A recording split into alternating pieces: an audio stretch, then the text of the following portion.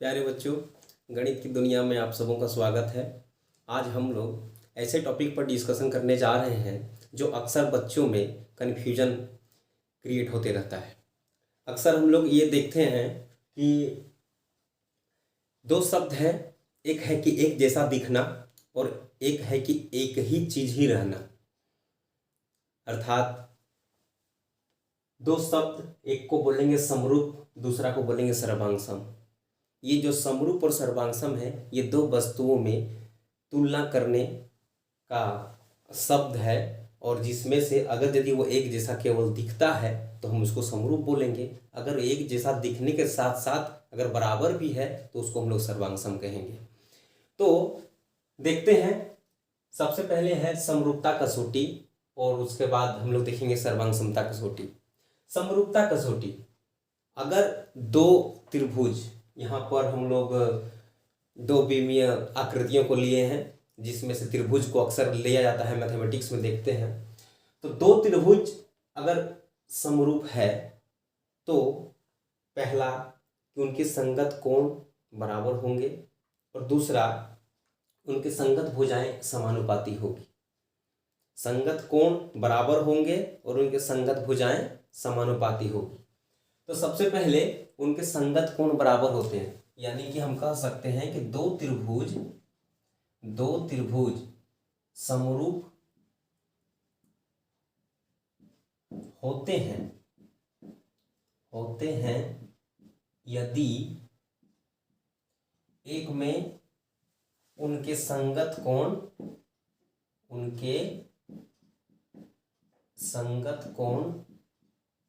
बराबर होते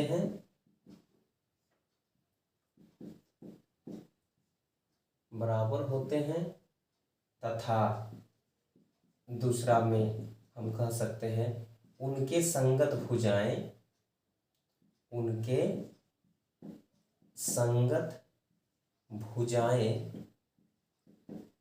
समानुपाती होती है। तो देखा जाए, हम दो त्रिभुज को लिए हैं, त्रिभुज ABC, और एक त्रिभुज लिए हैं त्रिभुज PQR। तो ये दोनों त्रिभुज समरूप हैं। तो इसका मतलब ये हुआ कि पहला केस है कि उनके संगत कोण बराबर होते हैं। तो संगत कोण, अगर कोण A लिए त्रिभुज ABC का, तो इसका संगत हम ले लेते हैं P। अगर कोण B लिए तो इसका संगत हम ले लेते हैं कोण Q, और कोण C लिए तो इसका संगत ले लेते हैं कोण R। तो इस तरह से हम देख सकते हैं कि दोनों त्रिभुजों में एक दूसरे के संगत कोण बराबर है। दूसरा में उनकी संगत भुजाएं समानुपाती होती है। अब यहाँ थोड़ा ध्यान देने योग्य है, संगत भुजा कौन सा होगा? संगत भुजा कि कोण A का सम्मुख, A बराबर है P का, तो कोण A का सम्मुख कौन है? BC। तो हमने त्रिभुज ABC का भुजा लिया BC, तो ये किसके अनुपात में आएगा? तो कोण A बराबर था P का, तो P का सम्मुख कौन होगा? QR। तो ये हो जाएगा QR। फिर B बराबर लिए हैं Q, तो B का सम्मुख भुजा कौन है? AC। तो इसका Q का सम्मुख भुजा कौन है? PR। फिर C का सम्मुख कौन है? AB। तो R का सम्मुख कौन होगा? PQ। तो ये भुजाएं आपस में क्या होगी? समानुपाती होगी। सब अनुपात जो है बराबर है, इसीलिए इसका नाम पड़ गया समानुपात। तो दो त्रिभुज अगर समरूप है तो उनके एक दूसरे के संगत कोण बराबर होंगे और उनके संगत भुजाएं समानुपाती होगी। तब हम कह सकते हैं कि त्रिभुज ABC जो है वो समरूप है। समरूप का ये चिन्ह है, सिंबल ऐसा रिप्रेजेंट किया गया है, हाँ। और त्रिभुज PQR ऐसा बोलते हैं हम लोग। और इसमें देखा जाए तो दो त्रिभुज सर्वांगसम होते हैं। दो त्रिभुज सर्वांगसम होते हैं यदि एक में, पहला बिंदु, कि इनके संगत कोण, यानी कि दोनों त्रिभुज के संगत कोण बराबर होंगे, बराबर होंगे तथा दूसरा में इनकी संगत भुजाएं, इनके संगत भुजाएं भी बराबर होगा।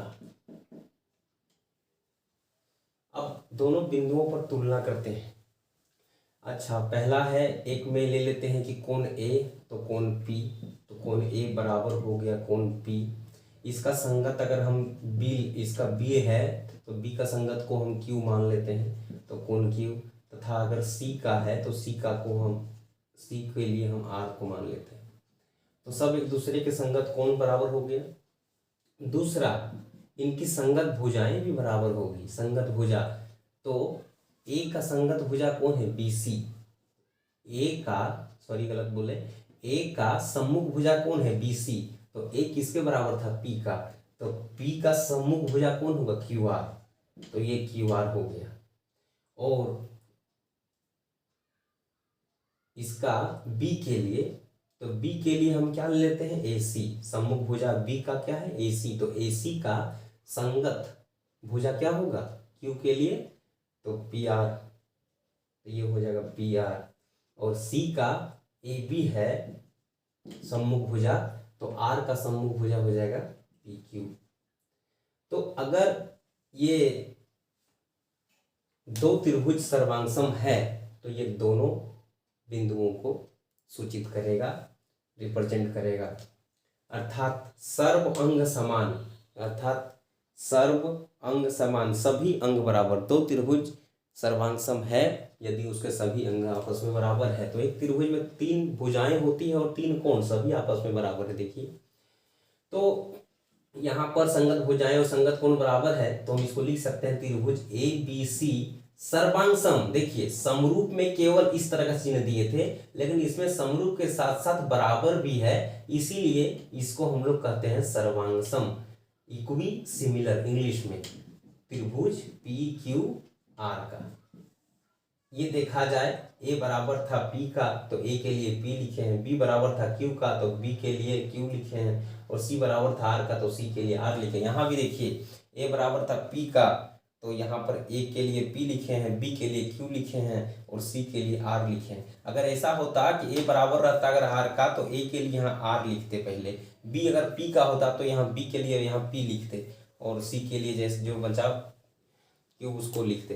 तो इस तरह से हम लोग देख सकते हैं कि दो त्रिभुज अगर समरूप है तो उनके संगत कोण आपस में बराबर है और उनके संगत भुजाएं समानुपाती है। जबकि दो त्रिभुज अगर सर्वांगसम है तो हम लोग देखते हैं कि दोनों त्रिभुजों के संगत कोण आपस में बराबर है तथा संगत भुजाएं भी बराबर होती है। दोनों बिंदुओं में समरूपता और सर्वांगसमता, यानी कि समरूप और सर्वांगसम में 2 बिंदु का ही अंतर है विशेष। इसमें देखिए, पहला बिंदु तो दोनों के लिए समान है, इनके संगत कोण बराबर होते हैं, इनके संगत कोण बराबर होते हैं। लेकिन दूसरा बिंदुओं को देखिए, उनके संगत भुजाएं समानुपाती होती है। जब समरूप होता है तो उनकी संगत भुजाएं समानुपाती होती है, जबकि जो सर्वांगसम होता है उनकी संगत भुजाएं क्या होती है? बराबर होती है। तो दोनों में विशेष अंतर ये है। अब हम लोग ये देखते हैं कि सर्वांगसमता कसौटी और समरूपता कसौटी क्या क्या है, दो त्रिभुज में क्या क्या दिया हुआ है कि हम बोल सकते हैं कि वो दोनों त्रिभुज समरूप है या दोनों त्रिभुज सर्वांगसम है। तो सबसे पहला समरूपता कसौटी यहाँ पर जो है वो एक में ए अर्थात अगर किसी भी दो त्रिभुजों के आपस के संगत कोण अगर बराबर है, तीनों कोण संगत कोण आपस में बराबर है, तो हम कहेंगे कि उन दोनों त्रिभुज जो है आपस में समरूप होंगे। यानी कि तीनों कोण अगर दोनों त्रिभुज का संगत कोण अगर बराबर है तो दोनों त्रिभुज समरूप होंगे। जबकि जब ये आपस में कोण बराबर होते हैं तो इसके संगत भुजा जो है अपने आप बराबर हो जाती है, संगत भुजाएं अपने आप समानुपाती हो जाती है, अतः ये दोनों त्रिभुज जो है वो समरूप हो जाएगा। एक हो गया। इसको कभी कभी केवल ए कहा जाता है, केवल ए कहा जाता है, क्योंकि हम लोग सभी जानते हैं कि एक त्रिभुज में तीन ही कोण होते हैं और तीन कोण जो होता है तीनों कोणों का योग 180 डिग्री होता है। 180 डिग्री में से कोई मान लिया जाए कि दोनों त्रिभुजों में से एक कोण इसका, एक कोण इसका, एक कोण इसका, एक कोण इसका बराबर दिया हुआ है, तो निश्चित रूप से तीसरा कोण अपने आप बराबर हो जाएगा, क्योंकि तीनों कोणों का योग 180 डिग्री हो भी करता है। तो इसलिए जब केवल मेरा दो ही कोण दिया हुआ है तो तीसरा कोण स्वतः बराबर होगा। इसलिए ए समरूपता कसौटी या ए समरूपता कसौटी उसको हम कह सकते हैं, और इस तरह से दोनों त्रिभुज आपस में समरूप हो जाएगा। दूसरा होता है एस, अर्थात जिस किसी भी दो त्रिभुज में दो संगत भुजाएं समानुपाती हो तथा उसके बीच का कोण अगर बराबर हो, उनके दो संगत भुजाएं समानुपाती हो और उसके बीच का, उसको बनाने वाले कोण जो है, दोनों भुजाओं के द्वारा जो कोण बना हुआ है बीच का, वो कोण अगर बराबर है तो वो आपस में बराबर है, तो जाहिर सी बात है कि वो दोनों त्रिभुज जो है समरूप हो जाएंगे। जैसे मान लेते हैं कि ए बी जो है पी क्यू का समानुपात अनुपात है, ए बी का अनुपात पी क्यू से और बी सी का अनुपात क्यू आर से। ये दोनों अनुपात जो है बराबर है, यानी कि समानुपात हो गया दो भुजाओं का, और इनको बनाने वाला कौन कौन है, ये दोनों भुजाओं से बने हुए कौन, एक बी और एक क्यू है, तो यानी कि बी और क्यू अगर बराबर है तो हम कहेंगे कि ये दोनों त्रिभुज आपस में समरूप होंगे। तीसरा होता है एस, यानी कि भुजा, अर्थात दोनों त्रिभुज की संगत भुजाएं अगर समानुपाती हो तो हम कह सकते हैं कि ये दोनों त्रिभुज जो है समरूप हो जाएगा, क्योंकि जब भुजाएं समानुपाती होती है किसी भी त्रिभुज का, दो त्रिभुजों में, तो उसके संगत कोण जो है अपने आप स्वतः बराबर हो जाएगा। अतः इस नियम को ये पालन करता है, जिसके कारण हम कह सकते हैं कि दोनों त्रिभुज आपस में समरूप है। तो समरूपता कसौटी कई को होगा, 3 ठो, ए या फिर उसको ए कह दीजिए, ये एक ही गिनती में आता है। एस यानी कि दो भुजाएं समानुपाती और उसके बीच का एक कोण बराबर, और तीनों भुजाएं समानुपाती हो तो उसके संगत कोण बराबर होते हैं, अतः ये दोनों त्रिभुज समरूप होंगे। तो समरूपता कसौटी 3 हो गया। बहुत कोई गलत फहमी में ये पालता है कि ए को भी हम समरूपता कसौटी नहीं बोल सकते हैं, लेकिन ये सरासर गलत है। क्यों गलत है? क्योंकि हम भुजाएं समानुपाती होना समझते हैं, जबकि एक त्रिभुज का अगर एक एक भुजा लेंगे तो सिंपली वो जो है केवल अनुपात दर्शाएगा, समानुपात के लिए वो कोई ऑप्शन ही नहीं आता है। अतः वो नियम अर्थात समरूपता कसौटी वो है ही नहीं, उसमें न जाए। 3 समरूपता कसौटी ए एस और एस। ठीक है, अब सर्वांग समता कसौटी को देखते हैं। यहाँ सर्वांग समता कसौटी 4 होते हैं। सबसे पहला कि एस अर्थात दो त्रिभुजों में अगर एक भुजा इसके बराबर, दूसरा भुजा इसके बराबर, तीसरा भुजा इसके बराबर, तो हम कह सकते हैं कि ये दोनों त्रिभुजों के संगत भुजाएं बराबर है, अतः इनके संगत कोण स्वतः बराबर होगा, इसलिए ये दोनों त्रिभुज जो है वो सर्वांग हो जाएगा। दूसरा होता है ए इसमें होता है, समरूपता कसौटी में नहीं होता है। ए अर्थात किसी भी त्रिभुज का अगर दो कोण आपस में बराबर हो दूसरे त्रिभुज के कोण से, तो उसके साथ साथ ये भुजा भी बराबर होनी चाहिए। अगर ये दोनों ए अगर पी के बराबर है, बी अगर क्यू के बराबर है और ए बी बराबर पी क्यू के बराबर है, तो हम कह सकते हैं कि ये दोनों त्रिभुज जो है आपस में सर्वांग सम होगा।